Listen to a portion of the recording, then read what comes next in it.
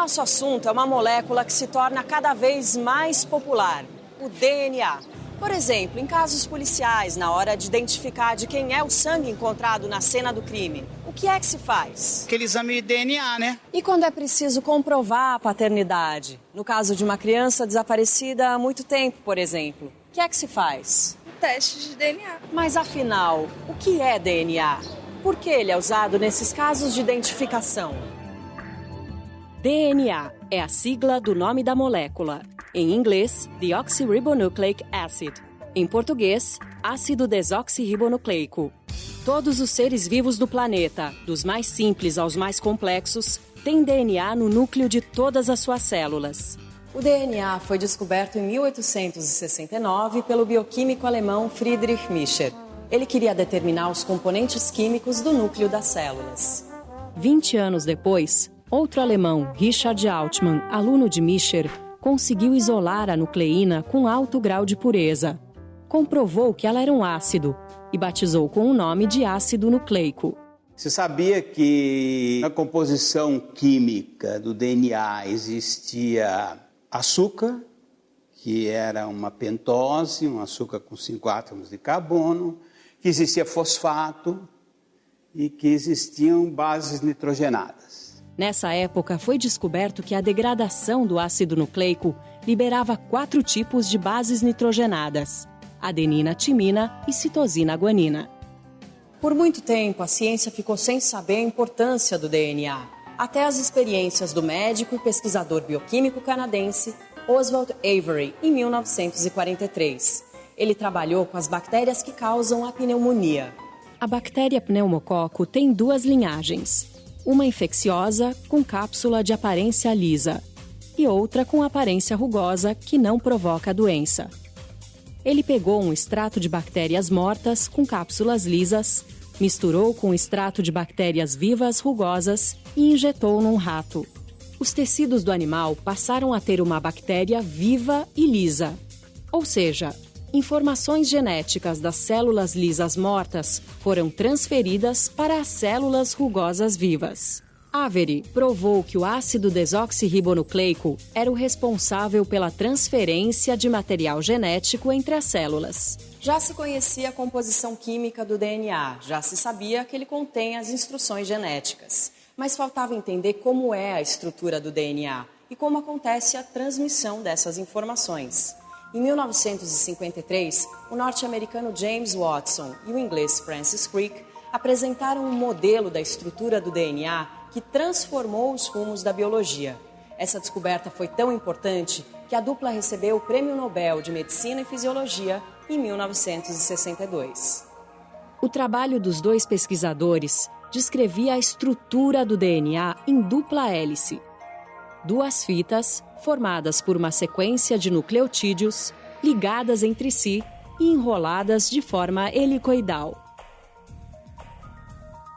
Então ela é uma estrutura que apresenta 2 cadeias, tá? Então são várias unidades, vários tijolinhos unidos entre si, formando um fio. São 2 desses fios. E são as bases nitrogenadas que mantêm as 2 cadeias unidas entre si. A união entre as bases se dá entre pares específicos. A timina de um nucleotídeo se liga à adenina do nucleotídeo da cadeia complementar. E a citosina se une à guanina.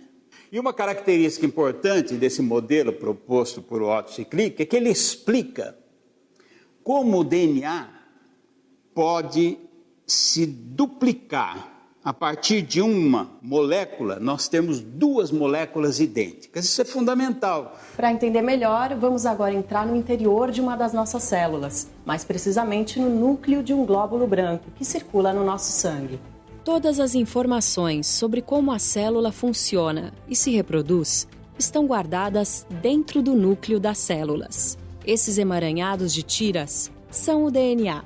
A sequência de nucleotídeos é a informação que é transmitida de geração para geração. Se mudar a ordem dos nucleotídeos, mudam também as instruções genéticas transmitidas. A duplicação começa com a separação das duas hélices. Isso é feito por uma enzima que quebra, com a maior precisão, as ligações químicas entre as hélices. Essa enzima vai abrindo a molécula de DNA como um zíper. Cada hélice passa, então, a fazer uma cópia exata de si mesma, com a supervisão de outras enzimas especiais. Essas enzimas reconhecem os nucleotídeos livres que ficam espalhados no líquido orgânico do núcleo. Nós aprendemos a manipular o DNA. Foi na década de 70, final de 60, começo de 70, que nós aprendemos que nós podemos pegar moléculas de DNA, cortar esse DNA em pedaços, isolar esses pedaços.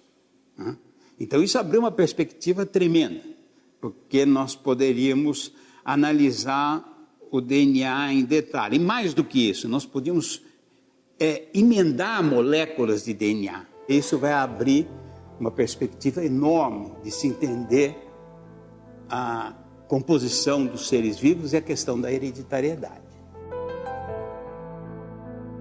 Cada bebê que nasce é único, tem características próprias. Mas ele e todos nós, seres humanos, começamos da mesma forma, com a fusão de 2 gametas, o óvulo que vem da mãe e o espermatozoide do pai. A molécula do DNA que herdamos de nossos pais se encontra enrolada e compactada nos cromossomos. Nos cromossomos está gravada a nossa identidade, que pode ser lida através das sequências do DNA. Dentro do DNA, eu tenho receitas, eu tenho informações que permitem definir padrões de construção de células, padrões de construção de tecidos, padrões de construção de corpos que vão ter formas e funções definidas em grande parte por esse DNA. Quando somos gerados, recebemos para cada característica 2 informações. Uma que vem dos cromossomos da mãe e outra dos cromossomos do pai. Ou seja, cada um dos pais colabora com 50% das informações do filho. O nosso material genético está organizado em cromossomos e o DNA está distribuído nesses cromossomos, né? Hoje a gente sabe que cada cromossomo é uma longa e única molécula de DNA, mas nós temos um lote duplo, um enxoval duplo. Nós temos 46 cromossomos organizados em 23 pares. Cada par, um deles veio do nosso papai e o outro pai veio da nossa mamãe. Então isso quer dizer que as nossas receitas genéticas, então, estão duplicadas. Essa união dá origem a uma nova célula, com informações genéticas resultantes da combinação das informações dos pais. Quando a primeira célula embrionária iniciar seu processo de multiplicação através de divisões celulares, a informação contida nos genes será transmitida para todas as novas células formadas. Hoje, com todo o conhecimento que nós temos, nós deixamos de acreditar no determinismo genético. Se o indivíduo recebe um determinado conjunto de genes, ele vai ter essa ou essa característica. Ele recebe um conjunto de genes, aqueles genes é o que ele vai passar para a descendência, mas durante o seu desenvolvimento e na expressão desses genes, diversos fatores influenciam. Então, hoje, uma grande área de trabalho na genética é compreender isso. Como é que se dá essa relação entre o funcionamento dos genes e o ambiente? Tanto o ambiente físico geral, quanto o ambiente das células do indivíduo. As descobertas genéticas impulsionaram os avanços da ciência e da biotecnologia. Um dos projetos mais impactantes foi o genoma humano, que conseguiu mapear todo o nosso DNA. Os cientistas levaram 13 anos, de 1990 a 2003, para fazer o sequenciamento completo do genoma humano, composto por mais de 3 bilhões de bases nitrogenadas. O que trouxe o projeto Genoma Humano? Porque o nosso genoma inteiro é formado por adenina, timina, citosina e guanina. A, T, C, G, são letras. E essas letras, elas estão dispostas ao longo de nosso genoma inteiro. Quando foi finalizado o projeto Genoma Humano e que a gente conheceu toda a sequência dessas letras, a gente começou a entender melhor que algumas sequências têm significado. São palavras, né? Não são sequências aleatórias. São palavras que codificam, que a gente chama de genes, que codificam proteínas específicas. O que a gente hoje mais faz é buscar palavras escritas de forma errada, que tem letras erradas, que a gente chama de mutação. À medida que o projeto Genoma Humano foi acontecendo, a tecnologia empregada na área se desenvolveu, criaram-se novas máquinas, novos insumos, barateando o custo.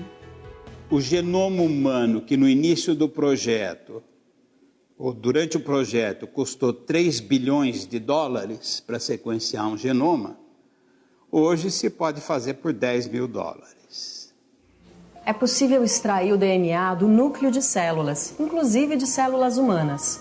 Essa tecnologia tem muitas aplicações na pesquisa biomédica, nas investigações de doenças e distúrbios genéticos, mas também é muito usada na ciência forense, para a identificação dos mortos e dos vivos e para análise de cenas de crimes. A partir de um tubinho de sangue que a gente coleta, então, em qualquer laboratório de análises clínicas, a gente consegue fazer a extração de DNA. O nosso sangue é constituído tanto por células vermelhas como por células brancas. As nossas células vermelhas, elas não possuem núcleo e o DNA que a gente precisa extrair está no núcleo da célula.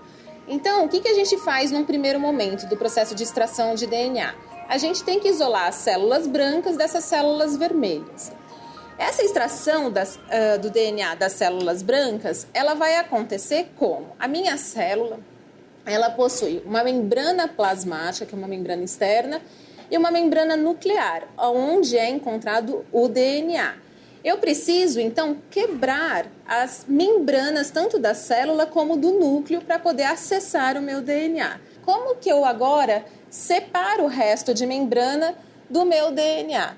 Eu vou colocar uma solução chamada solução saturada de cloreto de sódio, que vai fazer com que o lixo da minha membrana ele seja, então, precipitado e o meu DNA vai ficar nessa solução. Eu vou transferir apenas a solução que contém o meu DNA para um novo tubo e aqui ficou o lixo, então, da membrana. Para eu conseguir precipitar o meu DNA agora, eu vou usar um álcool etanol absoluto gelado que vai, por uma questão de polaridade, isolar o meu DNA. O meu álcool ele é apolar e o meu DNA é polar. Na hora que eu colocar a minha solução de álcool na soluçãozinha que contém o DNA, ele vai se repelir do álcool. Essas bolinhas aqui é o DNA se repelindo do etanol e ele começa a se precipitar.